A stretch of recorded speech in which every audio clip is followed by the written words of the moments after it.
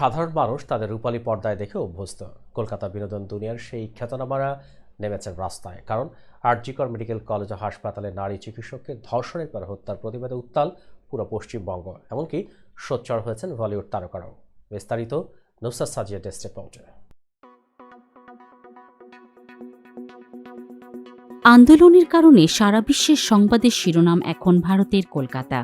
এই শহরের আরজিকর হাসপাতালে নারী চিকিৎসককে সংঘবদ্ধ ধর্ষণ করে খুনের ইস্যুতে ক্ষোভে স্লোগানে ফুঁসছে গোটা পশ্চিমবঙ্গ, যা এখন ছড়িয়ে পড়েছে গোটা ভারতে।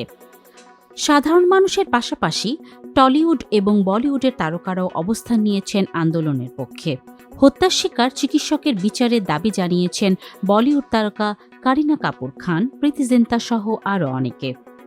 সামাজিক মাধ্যমে দাবি করেছেন, সময় বয়ে যায়, কিন্তু একই ঘটনার পুনরাবৃত্তি হতে থাকে। দিল্লির নির্ভয়া কাণ্ডের প্রসঙ্গ টেনে আনলেন কারিনা। তিনি লিখেছেন, 12 বছর পরেও একই ঘটনা, একই প্রতিবাদ, কিন্তু আমরা এখনও পরিবর্তনের অপেক্ষা করে চলেছি। প্রীতি জিন্তা নারীদের সুরক্ষার দাবি করেছেন তার পোস্টে। তিনি লেখেন, অর্থনীতিতে সারা বিশ্বে আমাদের দেশ পঞ্চম স্থানে রয়েছে। আগামী নির্বাচনে পুরুষ ভোটারের সংখ্যা ছাপিয়ে যাবেন নারীরা, এমনই মনে করা হচ্ছে। সময় হয়েছে যে নারীদের নিরাপত্তাকেই সবার আগে রাখতে হবে। খারাপ লাগে যখন দেখি গ্রেফতারের পরে একজন ধর্ষকের মুখ ঢাকা থাকে, কিন্তু নির্যাতিতার ছবি ও নাম সব প্রকাশ্যে আনা হয়। অমিতাভ বচ্চনের নাতনি নব্যা নাভিলি নন্দাও তার পোস্টে লেখেন, আরও একবার ভয়ঙ্কর ধর্ষণের ঘটনা ঘটল।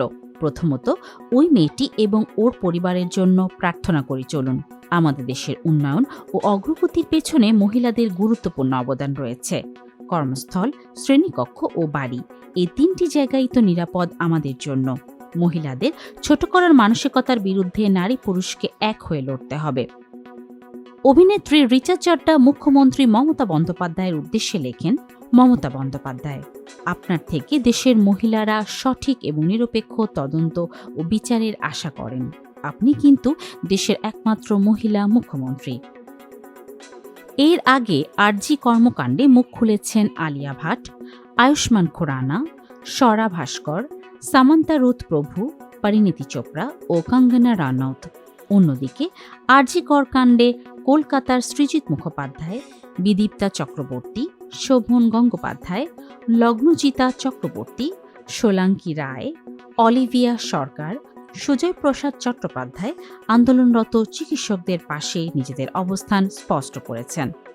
15ই আগস্ট স্বাধীনতা দিবসের আগের রাতে হাসপাতালে ভাঙচুর নিয়ে প্রতিবাদ মুখর তারা। স্বাধীনতা দিবসের রাতে এরা রাত জাগছেন হাসপাতাল চত্বরে।